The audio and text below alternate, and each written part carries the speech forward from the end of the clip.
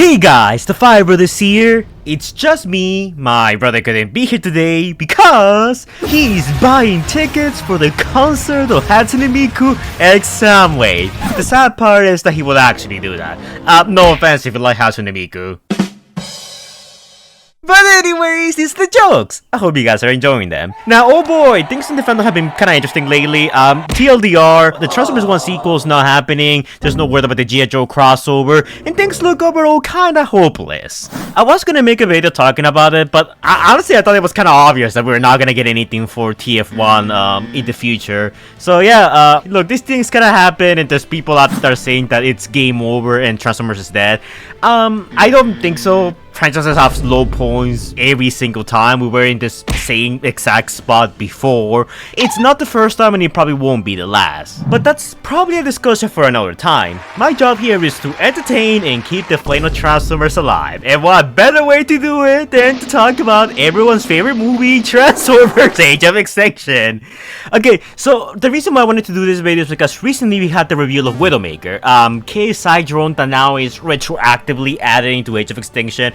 And by the way, for those of you guys who don't know, a retcon is basically when you retroactively add something or change something that was previously established or previously wasn't established. When a lot of people pointed out that Widowmaker was actually the orange McLaren that we see in the film, a lot of people were genuinely surprised and somebody didn't even realize that there were more, KSI drones that nobody knew about. So I kind of wanted to make a video talking about all the KSI drones, their types, and what happened to them. Because there's still plenty that haven't been added into Studio Series and they could totally get the Widowmaker treatment and might get retroactively added into the toy line, and then, retroactively, you could say they were part of the canon. This is the case with Thundercracker, who, thanks to Studio Series, we know was confirmed to be in Dark of the Moon, and the Shadow Riders, who had no name or identity until Studio Series canonized it. So today I'll be talking about all of the KSI drones, what happened to them, and where they appear in the movie, because oh boy, there's quite a few here that people don't know about, and I could totally see Studio Series retroactively adding them. Now, Galvatron is basically, it was meant to be essentially Nemesis Prime. And I'll talk about Nemesis Prime in a bit. That's one that people really don't know about. So after the Battle of Chicago, when Megatron got decapitated by Optimus Prime, his evil nasty chromosomes, as Brains stated, infect Galvatron's body, and basically he starts reshaping it and basically, messing with KSI technology to build him a body that's specifically designed to beat up Optimus. Now, I am not making this up. This film never really states this, but the whole reason why he has like that little hole on his chest is to shred through Optimus Prime's energy jump blades, which we actually do see him doing in the film. The long-range missiles are specifically made to, deal with Optimus Prime from a distance, because Megatron knows all too well how fearsome of a warrior Optimus Prime is in hand-to-hand combat. Optimus is surprisingly good at dodging. This was especially showcased during the forest fight, so Galvatron has a bunch of saw blades on the side of his arms so he can, get a better hit on Optimus. And Megatron's body is not limited to, the biology of a Transformers, It can rotate 360, it's fairly light, compact, and mobile. It's basically the perfect Optimus Prime counter body. By the end of the movie, Galvatron takes over the KSI drones, does the whole raid on Hong Kong trying to get the seed, gets defeated, leaves, and somehow he comes under contact with Quintessa, who gives him a very sex-looking new body, and Galvatron himself is discarded. It's not exactly made clear if Galvatron's body got reformatted into Megatron or if Galvatron's consciousness was transferred onto the Megatron body. I think it's the latter, because this Megatron cannot do the whole, transforming at a 9-9 level thing. So yeah, the Galvatron body was probably discarded. Okay, so now I want to do a fun one, and that is Nemesis Prime. Now, Nemesis Prime is what I can best describe as a what if Megatron had not actually infected KSI's systems, as they were trying to basically build a duplicate of Optimus Prime. Now, we do get some small teases to Nemesis in the film. He's even the little screens that we see where they're trying to model Galvatron after Nemesis Prime, but it keeps getting messed up because Megatron's interfering. However, we actually do get Nemesis in the Transformers Shadows Rising video game. Now, I totally do admit that this is not canon and the Shadows Rising video game is basically a what if. The whole thing about Shadows Rising is basically Megatron's back, makes a whole, army of KSI drones, and amongst that army, we actually get a Nemesis Prime that is modeled after the Dark of the Moon Optimus and even comes with a jetpack. So Nemesis has a jetpack and fights Optimus in the moon, Okay, that was quite a sentence. And he gets promptly defeated by Optimus and then finished off by Megatron since he knows that he can't kill the real thing, so he might as well kill the cheap duplicate. Now, while I'm not sure if we're gonna get a KSI Nemesis Prime in Studio Series, I think this is one of the most likely Studio Series, toys they could do. I mean, Studio Series has done what ifs in the past before, and this will essentially be just taking the Dark of the Moon Optimus and recoloring it to have the Nemesis colors, and then calling it KSI Nemesis Prime, Okay, so next up I wanna go over a shocking one that I know very few people know about, and that is Galvatron II. Now, okay, so Galvatron II has not been confirmed. It's a theory I have, and that's probably gonna be worth its own video, maybe sometime in the future. Maybe that'll be the next video. I've been teasing it for a while. But throughout Age of Extinction, we see that there's what it appears to be another Galvatron, and there's even evidence to that.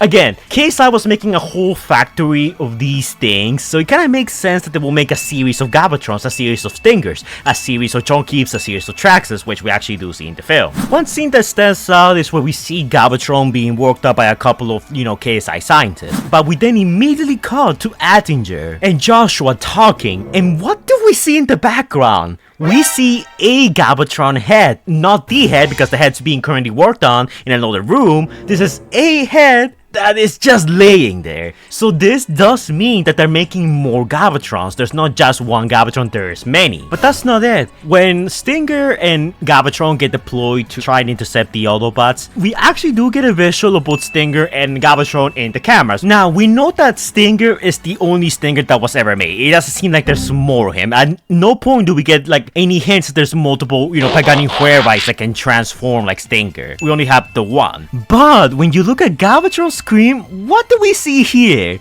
E7 Galvatron. Now, I don't exactly know what E7 means. It could mean a lot of things, it could be whatever. But considering that there's evidence that there's already a Galvatron part over here, and that Galvatron might not be the only one, because again, you're trying to, build a replica Optimus Prime, and it's coming out kind of wrong for some reason. So wouldn't it make sense for them to start making mini prototypes, many, different Galvatron variants, and maybe having them lying around and working on it? That's typically what engineers do. They make prototypes and they make multiple parts of them. So maybe the Galvatron that we see on the film will be the 7th prototype, which will technically mean that there's more Galvatrons, maybe even 6 of them lying around.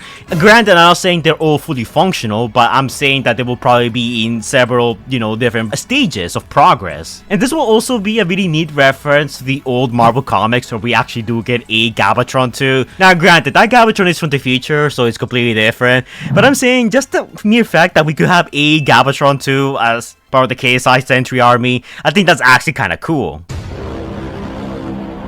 Now, another character that recently got confirmed and we all know about will be Widowmaker. Now, Widowmaker actually really was in Transformers Age of Extinction. She actually appears for a few frames here, and she never transforms, we never saw her transform, and the Widowmaker that we see here is supposed to be that car. Now, you could technically say that Widowmaker's still out there because we never saw her die. It's kind of like what happened with Barricade in the first movie. We never saw him die and he just came back out of nowhere. If the concept art is to be believed, it looks like she was meant to fight Drift in a couple of occasions, so maybe that's where Drift was when we never saw him on screen. He was fighting off Widowmaker. Now, exactly what her ultimate fate is remains unknown. I like to believe that she got away, and not that we know that she was retroactively in Age of Extinction by virtue of Studio Series. I think this is kind of cool, and this is also the main reason why I wanted to do this video, to talk more about all the characters that we could see be retroactively added into Studio Series. The Aston Martin Decepticon. Now, this is another KSI drone that we actually see alongside Galvatron and the rest, and it never transforms, much like Widowmaker. And before you say it, no, these are not the KSI bosses or the white Traxxas. I'll talk about those in a bit, but this one is completely different. During the lead up to Age of Extinction, a lot of people were thinking that some of these cars might be the Stunticons. I mean, you have a very Motormaster looking Galvatron, and then you have a bunch of Decepticon cars here, Stunticons, made sense. Much like how Widowmaker retroactively made it into Studio Series because of her concept art and they just saw the orange car lying around, I feel like they could do the same thing for this white car here. Now, exactly who could it be? I have honestly no idea. I'm thinking they could probably make it a movieverse breakdown. And yeah, look, I know how that sounds, and I know it's not exactly super accurate to G1 breakdown, but it's a Transformers movie, so might have stuff ever been accurate to begin with. Alright, so next up we got Stinger, and I kind of already talked about him. He's basically just supposed to be a better version of Bumblebee. I think Stinger, when it comes to his design, looks kind of cool, but I don't like the design of Bumblebee. On Stinger, I think it looks actually pretty sick. As Stinger was killed off in Hong Kong by Bumblebee, and after that he was never seen again. However, funnily enough, according to Aspect Prime, and yes, look, I know this is not canon, so this part is like probably not intended for Age of Extinction, but that was kind of neat. So according to Aspect Prime, Swindle apparently had several Stinger units up for sale and considered them to be his best-selling drone model. So there are multiple Stingers out there, at least in other universes. So, I mean, that's kinda neat. I'll be completely honest, I feel like Stinger being a rival to Bumblebee makes more sense than Bumblebee being a rival to Barricade. I'm just saying. Okay, so next up we got the Junkheaps. Now, I want to talk about the Junkheaps real quick because a lot of people actually don't know this, but the Junkheaps are actually still alive. Now, we do see them, they all combine together to form this, garbage truck. And they do appear every here and there in the film. Now, these guys were actually created in Max, so there's many of them out there. We see them here at the KSI factory, we see plenty of reused models of them in the final battle. And funnily enough, a lot of them actually did survive all the way to the last night. In Hong Kong, a yellow Junkheap unit and a green Junkheap unit fought while a white Junkheap stood by before joining in. And then we also see two of them residing in Cuba. Now, I probably am reading too much into this and these could just very well be reused models representing the Oreobots and Decepticons, but I don't know, like, even for the most minor characters in TOK, Canopy, Lieutenant, Micheal Bay and ILM usually, do some small changes to at least, make them different from all characters they're supposed to represent, but in here, no, these are just straight up the Junkheaps, like, there's no change, rhyme, or reason. So it is very possible that after Galvatron basically abandoned the rest of the KSI drones, all of them kind of just effed off and, start, doing their own thing. And considering that these three are like nearby the location where the final battle of Age of Extinction took place, kind of, gives a bit of credence to the fact that some of the KSI drones develop sentience of their own and now are out there kind of living their lives, so like trying to remain hidden. There's an interesting story here, but Hasbro's probably never gonna touch it. Okay, so let's speedrun some of these ones. The KSI Sentries. They come in all kinds of colors, red, blue, green, white, and they all transform into these Chevrolet Trax SUVs. They're basically the main cannon fodder for the KSI army. There's not much to say about these guys. Most of them seem to just actually have died off in the Battle of Hong Kong. Though it is highly speculated that some of these guys are the results of like the records being, found, destroyed, analyzed, and some of their physiology was used to build these guys. I don't know how true that theory is, but I kinda like it. Also, before we go on, little announcement, I'm selling a Donatron on eBay. No one has bought him yet, no one wants to give him a home. Please give him a home! Also, consider becoming a channel member or a Patreon to get access to some of my videos I haven't made public just yet. Like Battle Trap Wasted Potential, the Transformers Prime Galvatron's Revenge 1 hour long critique. And of course, don't forget that this Friday we're gonna have a birthday live stream because, well, it's my birthday on June 28th and I'm probably gonna be busy that day, so the day before that we'll actually have my birthday celebration. I'm gonna do a live stream about it, play a couple of games, I'll showcase my collection. We're gonna be live on Friday around 4 PM Eastern Standard Time. Yeah, a little earlier than usual, but hey, it's my birthday. The KSI bosses are these big guys, and we don't exactly know what they transform into. A studio series seems to suggest they just transform into a jet, but I mean, that's just them reusing the natural suit's vehicle mode, so I wouldn't put much stock in that. All of them were killed off by Optimus Prime once he set off Lockdown's grenade to destroy Galvatron's army. Okay, so let's talk about an interesting one, and that is, Bugbite. Now, Bugbite is a very interesting one because you'll know about this one if you were around during the initial days of Age of Extinction, when people were speculating about, what cars we saw on set, and who was present and who was missing. We saw a White Camaro here, who was conveniently parked and seen in a lot of places nearby our main cast, and some people were saying that we might see a White Bumblebee, aka Bugbite, be in the movie. Now, from what we can see, apparently this was part of Micheal Bay's misinformation campaign, and this is something that I'm probably gonna touch more on in a future video, because I don't see a lot of people talk about Micheal Bay's misinformation campaign, because I think it's actually really fun and kinda cool. But we all thought we were gonna see Bugbite in the movie, but he never showed up. Looking throughout Age of Extinction again, I wasn't able to find him. While he was never actually in the movie, I could totally see Studio Series maybe retroactively adding him. Maybe he was the first, Bumblebee prototype they made, before they realized that White Bumblebee is actually pretty lame lame and ugly, so they just made a better one in the form of Stinger. I mean, it wouldn't be the first time they reused one of Bumblebee's mold for the bad guys. But hey, a guy can dream. Okay, so next up we got the two heads, and the two heads are very interesting because we don't know if that's their actual name. It's just like the fan term we gave them until Studio Series released them and gives them a canon name. The two heads are very, clearly inspired by Shockwave, and it's arguably one of the first prototypes they made, trying to replicate the Transformers. There's not much to say about them. We see plenty of them in Age of Extinction, and they all get killed off. However, an interesting one is the KSI Dread. Now again, this is gonna be another video for later. I know I keep saying that, but in this scene we see the KSI military personnel thing. Look at the drone footage of the camera. We see Galvatron Stinger, and then we see a third vehicle that we never see ever again. Now, this has led a few people to speculate that this could be another KSI drone that, was cut, never made the cut. Think of it like how the twins were in Dark of the Moon, but they only appeared for this one scene, and, we never saw them again. Because, they were cut from it. So the same logic kind of applies to this one. There has been, a few footage on set that kind of implies that this guy was supposed to be part of the chase. Whether the KSI company actually had a third, prototype active model ready for, on-field use, we don't know just yet. But considering that a lot of the early models, like the two heads, is just literally a remodel of Shockwave with an extra head, it kind of stands to reason that maybe, KSI gets their hands on like the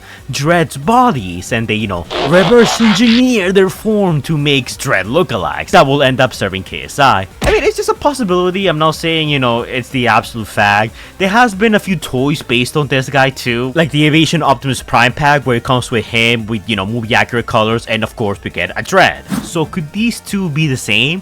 I don't really know, but it would be kinda cool if this guy ends up showing in Studio Series. It will sure get them an excuse to repackage that mold. Next up we got the Oreobot, and the Oreobot, again, he was just there for a comedic bit and brand players, man. And he was mercilessly shot down by crosshairs, killing him. Fun fact, back in the day I actually made a whole video as to why the Oreobot is basically related to Barricade. KSI experimental Barricade, and that's why he looks so much like TOK Barricade and vice versa. It's a fun theory I made back in the day, so if you guys want to check that out, link's gonna be in the description down below, or I'm gonna put a card right now for you guys to check out. And for our last two KSI drones, these ones aren't exactly canon, much like Nemesis Prime, but at least Nemesis Prime has some basis on the fact that he might actually exist or would have existed. These two are just straight up non-canon, but I think it's kinda interesting mentioning them. So first off, we have Dragstrip here. Again, look, this is one of those vehicles that we saw in the Age of Extinction, filming set. I don't think we ever saw this vehicle in particular appear in the movie, but if Studio Series wants to canonize this and make it Wild Rider, I think that'd be kinda cool. Then again, I might be capping. And next one is the Cyclone Missile Bot. And the reason why I want to talk about it is because we actually have a lot of concept art about this guy. I would say even as much as Widowmaker, this is probably the other KSI drone that gets the most, amount of love in the concept art. You see it everywhere. So this is clearly a very early prototype of KSI. I will say even in the same generation as the two head. Now, unfortunately, we never saw them in the film, but they're supposed to be around human size. I would say they're more around the size of Mohawk. They transform into an alien motorcycle and even a jet, hence for the name. But these guys look very bizarre and kind of weird, honestly. Not exactly what I would call consumer-friendly, Joshua, but okay. Could we ever see these guys in Studio Series and be retroactively canonized into Age of Extinction? I honestly think so, depending on how willing, Hasbro and Studio Series are to make more core class figures. I frankly think that these guys look really cool, and having them in the movie would have been probably a really good way to have, the humans have something to shoot at and fight at that's, looks less ridiculous than K. Yeager one-shotting a fully grown Transformer. There are a few more KSI drone types I could talk about, but honestly, the ones I mentioned were the ones we either saw on screen, had evidence of them existing, or got retroactively added into the movie. And besides Widowmaker that had like all that concept art that eventually led to her being canonized, the Cyclone Missile Bots are the second character out there with the most type of concept art. But who knows really? 3 years ago, if you had told someone that Widowmaker was gonna be in Studio Series, people would have laughed at you. And look where we are now. Oh, the enlightened world we live in. But yeah guys, that's pretty much it for this video. Honestly, the KSI drones themselves, I never really cared that much about them. Because they were kinda just meant to be the cannon fodder army the Autobots fought against in the movie. I personally think they should just make them the Stunticons. It would make them way cooler. And imagine if a bunch of Stunticons just came together and turned into Manosaur, and it would have been Dinobots versus Combiner. That would have been really cool, and it would have made the KSI drones more threatening. KSI wasted potential video when maybe someday, but only time will tell. But anyways guys, that's it for this video. Hopefully you guys enjoy. Let me know your thoughts on all the KSI drones in the comments down below. Do you like them? Which KSI drone is your favorite? Which one's your least favorite? What would you have done with them had they, had you been in charge of the movie? Would you have made them the Stunticons, or would you have handled them differently? And also, you think there's a chance for some of the cars here, like the Aston Martin and the yellow Dragstrip looking vehicle here, to eventually make it onto Studio Series? Frankly, I am really looking forward to buying Widowmaker. I think she looks great. I'm a sucker for non-canon concept what-if characters. And if they do one for Wild Rider and Breakdown here, that's just the names I am assuming they will get into. I will be more than happy to buy that, but that's just me. But anyways guys, that's it for this video. Hopefully you'll enjoy. Next video I might do my Galvatron II theory, because I've been teasing that for a while and people have been bothering me about it, so I guess we'll see. But anyways guys, that's it for this video. Hopefully you'll enjoy. So always don't forget to like, comment, and subscribe. Do all that annoying YouTuber stuff the algorithm likes so much. And I will see you guys in the next video. Stay safe guys.